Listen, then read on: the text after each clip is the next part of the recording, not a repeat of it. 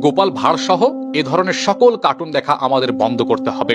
ভুল করেও এগুলোর প্রচার প্রসার করা যাবে না, কারণ এখান থেকেই ইতিহাসকে বাঁচানোর লড়াই শুরু হয়। এই কার্টুনগুলো শুধুই কি কার্টুন? না, এগুলো শুধু নিছক হাস্যরস কার্টুন নয়, এগুলো ধীরে ধীরে ইতিহাসের মুখে বিদ্রুপের মুখোশ পরায় আমাদেরকে। মুসলিম চরিত্রগুলোকে বানানো হয় হাস্যকর, চতুর বা বিশ্বাসঘাতক, আর নবাব বাদশাহদের দেখানো হয় অযোগ্য, লোভী কিংবা নির্বোধ হিসেবে। শিশুদের মনে ঢুকিয়ে দেওয়া হচ্ছে ছোটবেলা থেকেই বিকৃত ছবি, আর বড়রা সেটাকেই বলছে এটা শুধুমাত্র কার্টুন আর বিনোদন। কিন্তু প্রশ্ন হলো, যদি বারবার অপমান দেখিয়ে হাসানো হয়, তাহলে একসময় অপমানই কি স্বাভাবিক হয়ে যায় না?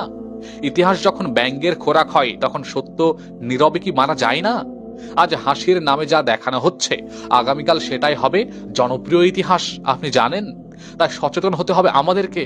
হাসির আড়ালে লুকানো বিদ্বেষকে চিনতে হবে। ইতিহাসকে কার্টুনে নয়, আমাদেরকে বুঝতে হবে। গবেষণায়, সত্যে আর মর্যাদায় ফিরিয়ে আনতে হবে।